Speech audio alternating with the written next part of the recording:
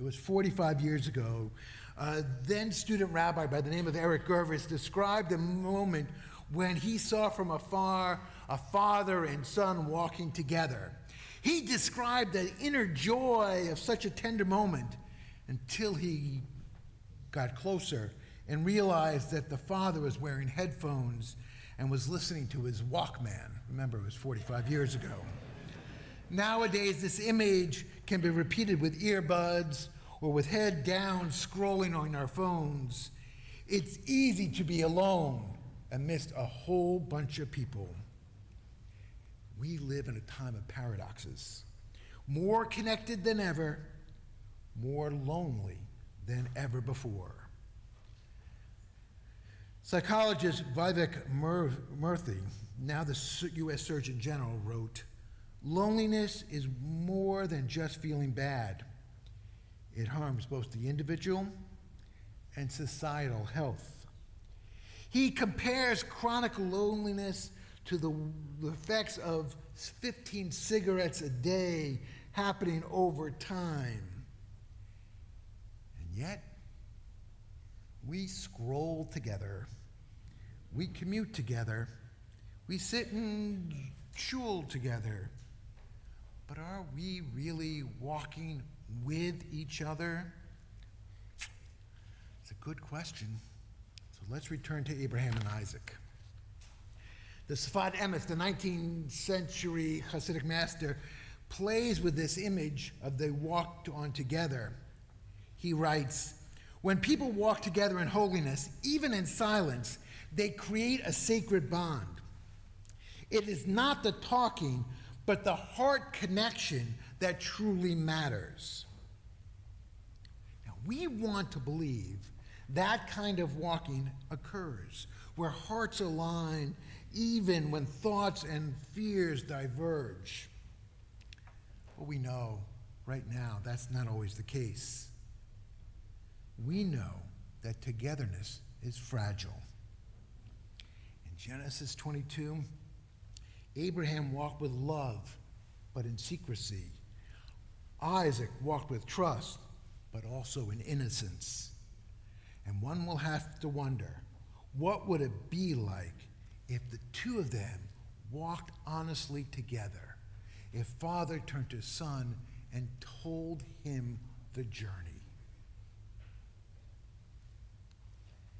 Now that's the challenge of community. How do we build something authentic when each of us carries a different story, a different need, a different wound? And as we answer that, let me bring a teaching from Maimonides close to heart for some guidance. You see, in Pirkei Avot, in part of the Talmud, it is written, "Find yourself a teacher, acquire yourself a friend." The Rambam notes that not all friendships are equal.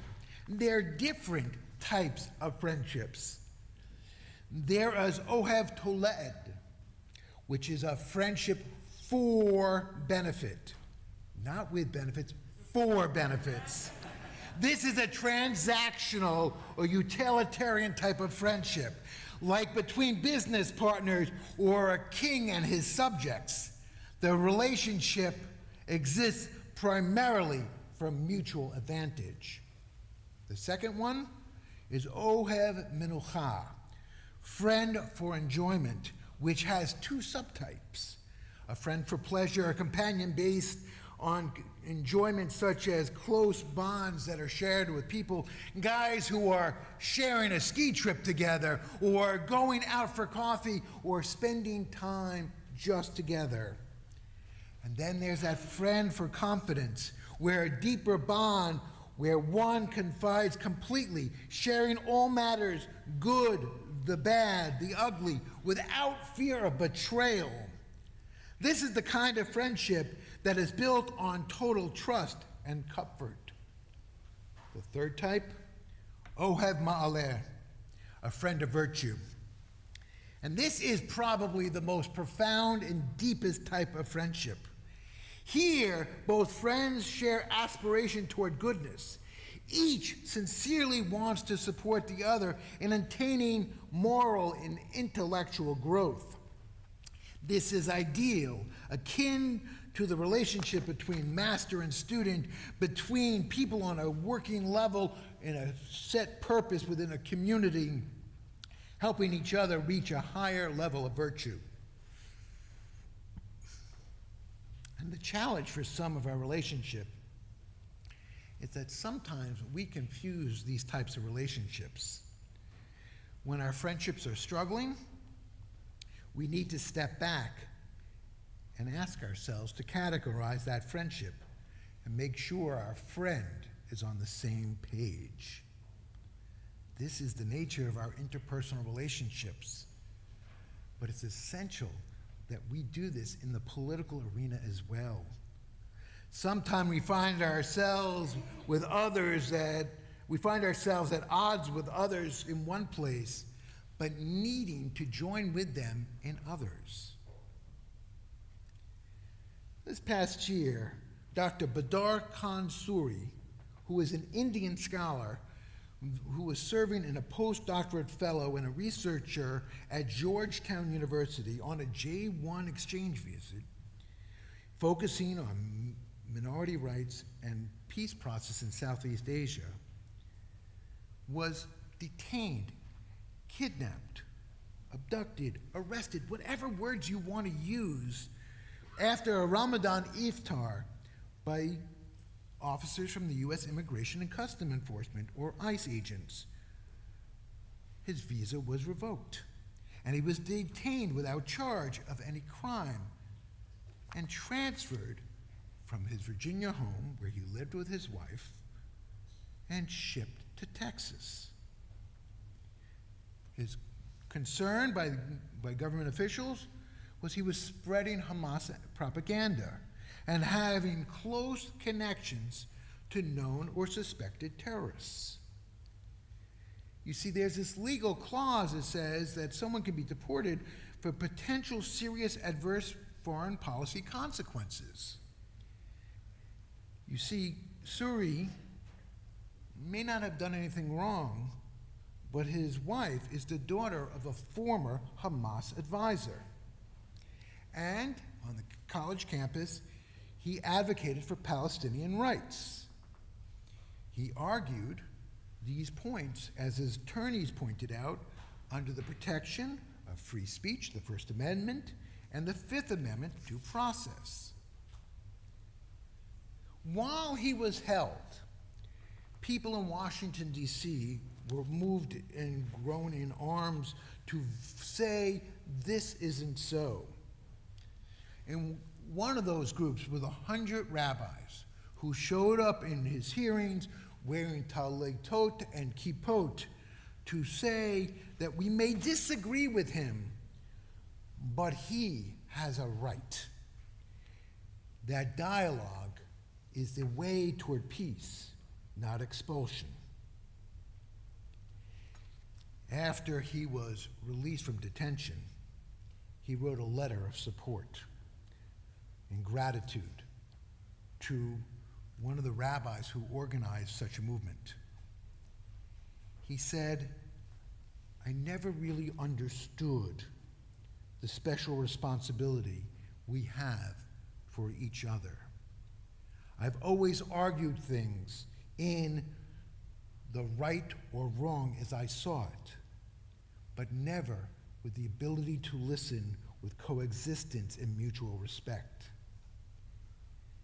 You standing with me, even though we don't agree on certain issues, reinforced those values and is going to change my tune on how I move forward in this discourse.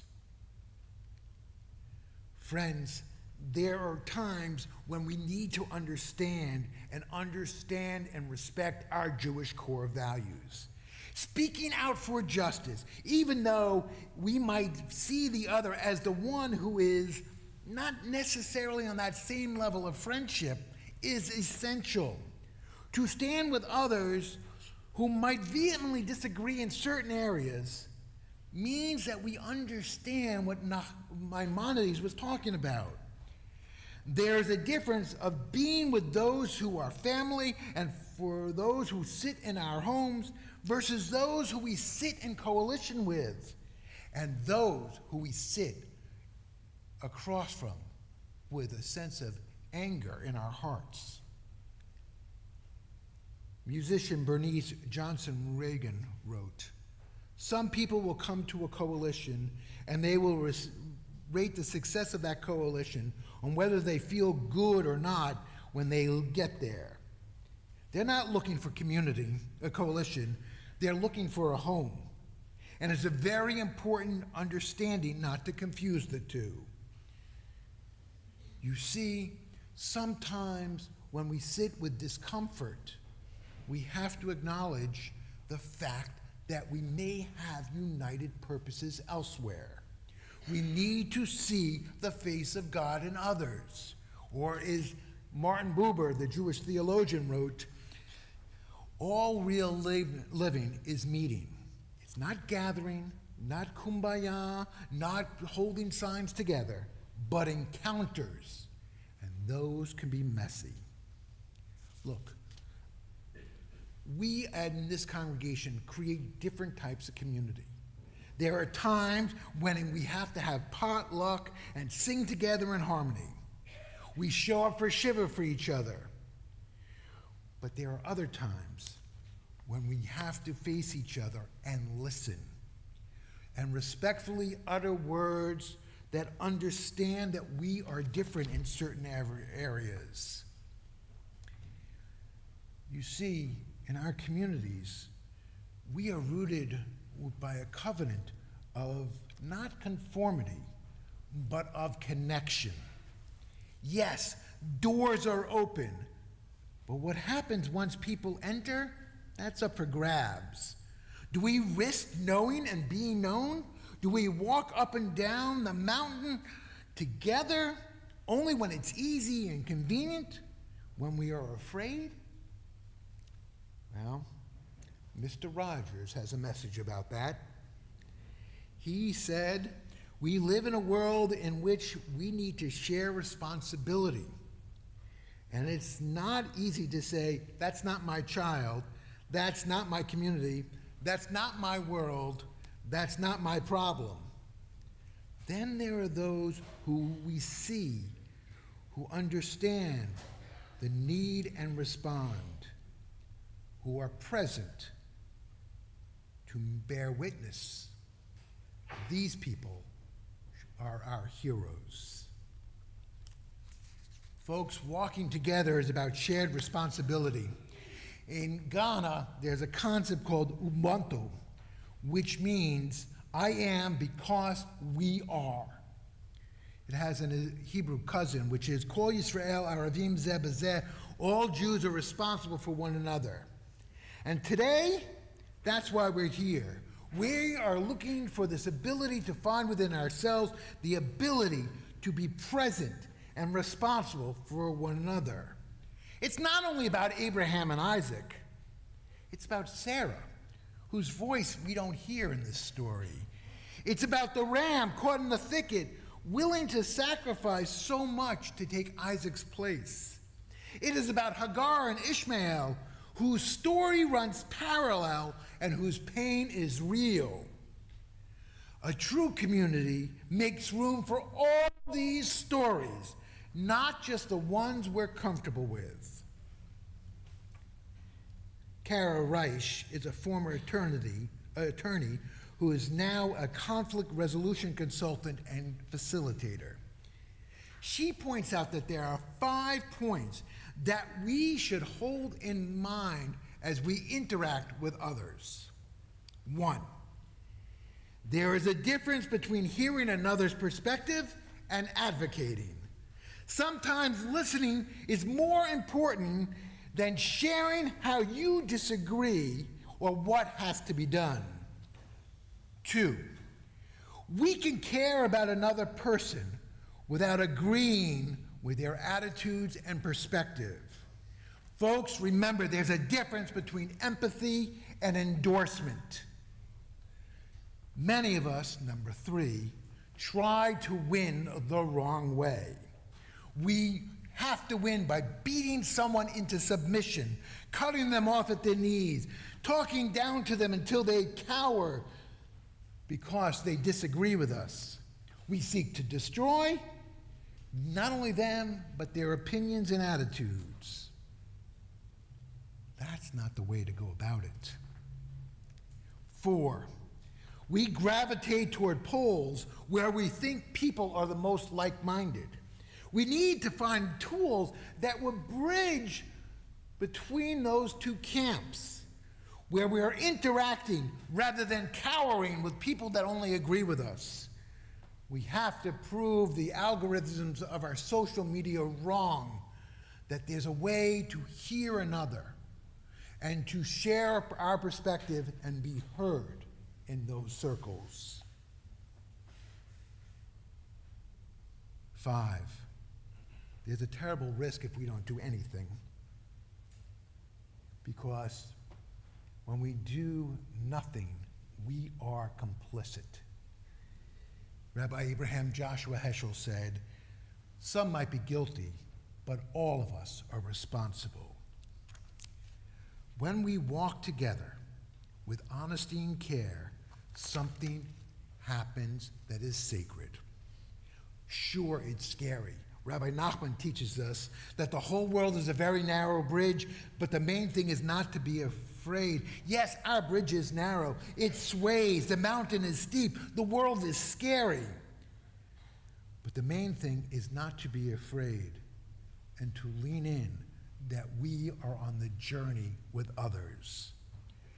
So show up. Show up in illnesses, celebration, in disagreement, in shared rituals.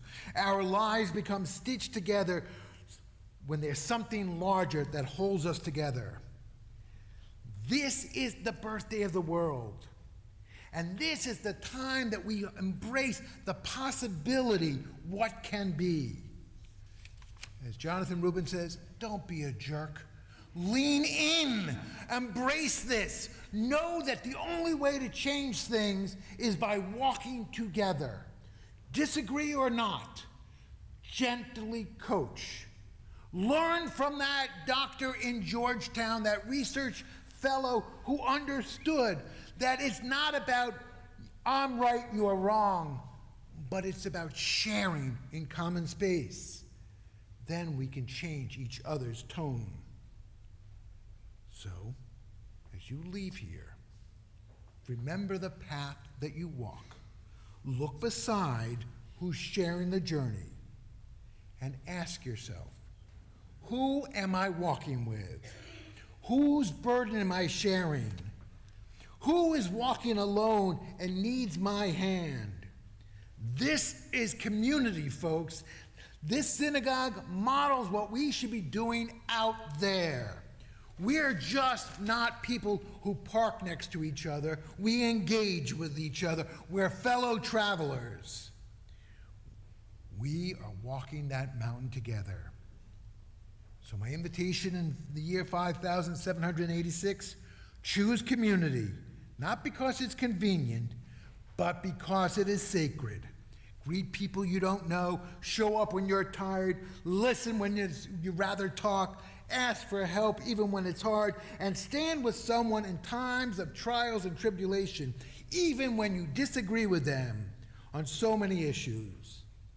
And don't be afraid to tell your truth, even when it makes you tremble. Yep, freedom is not having nothing left to lose, but showing up with responsibility. Vayachelu shnehem yachdav, and the two of them walked up together. That is our prayer, and let's make it our practice.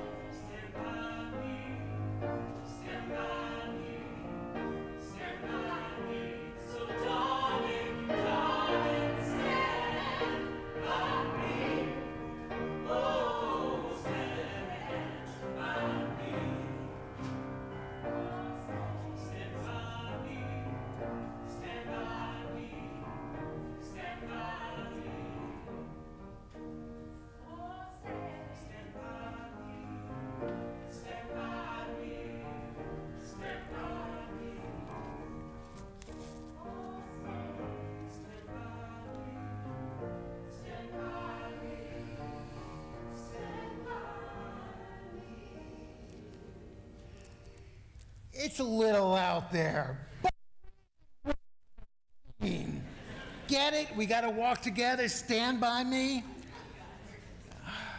It's great. Thank you, Quartet, for doing that and really bringing home the sermon message beautifully. So, now we're going to turn to page 286, and we're going to rise for the Aleinu.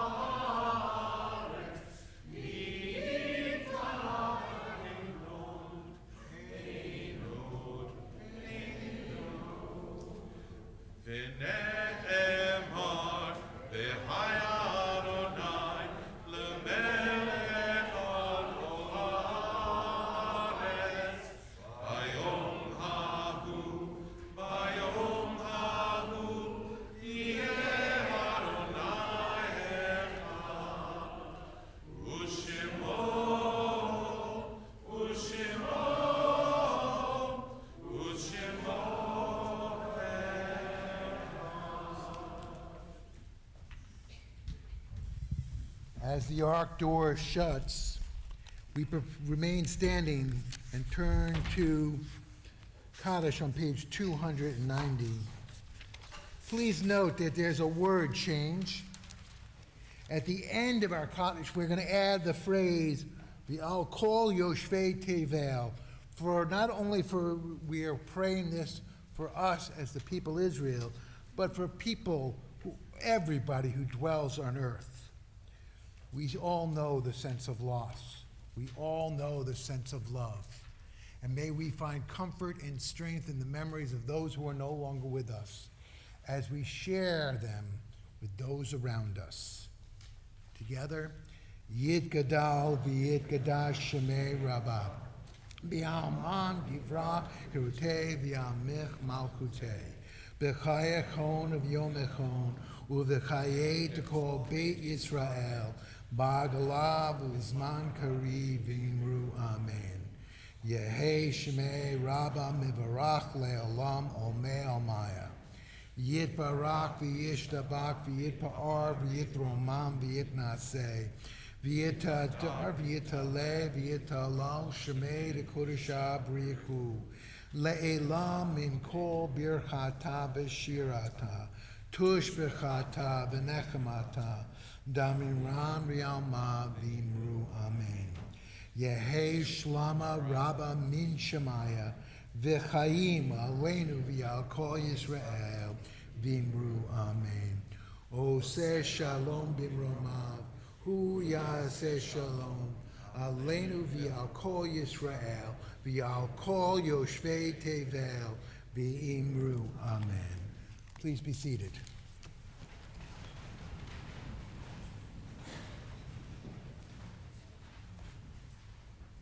Again, I wish you well, and may you have a blessed year. A word of thanks to Patricia, who signed for us in front, Max, whose music is always spectacular, Jason, for your beautiful chance to let us connect with our soul, to Anne-Marie, Carla, David, and Jason Dashu, for all that you provide back there, and for all of us who share in the blessings of this place, especially to Josh Cooper Ginsburg and Arnie Rotenberg and our members of our Board of Trustees and all those who volunteer and to give. Now, there will be an opportunity for us to have family service at 3 o'clock.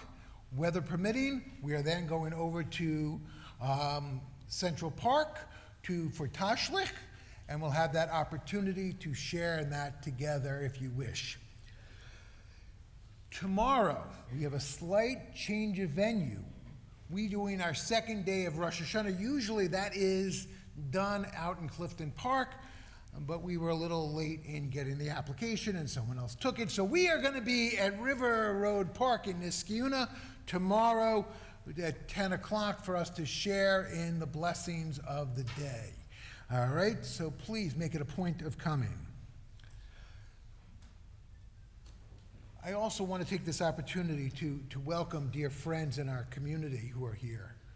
My dear friends, Reverend Amari Tanya Santos and Aldo Juarez, who are the leaders of the Sycamore Collaborative and really are partners with us in putting our religious values to work. If you want to know what it means to walk with somebody, have the opportunity to have friends like Reverend Amari and Aldo to take you by the hand and to guide you with a sense of purpose. We welcome you and we're honored for your friendship and your support and your love. Our closing song is Ein Keloheinu on page 299, and let's sing together.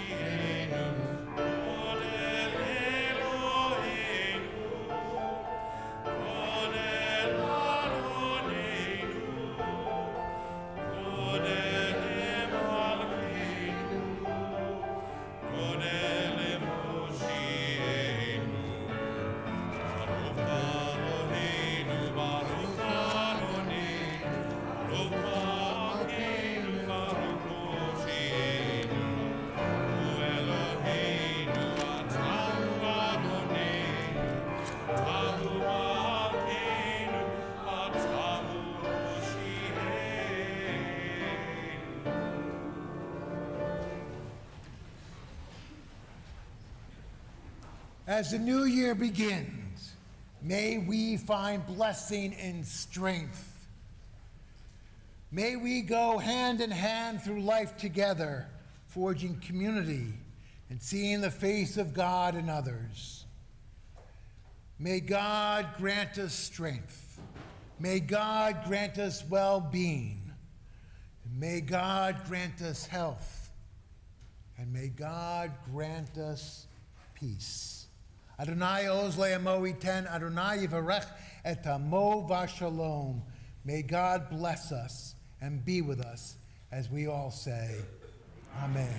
Good yontif, everyone.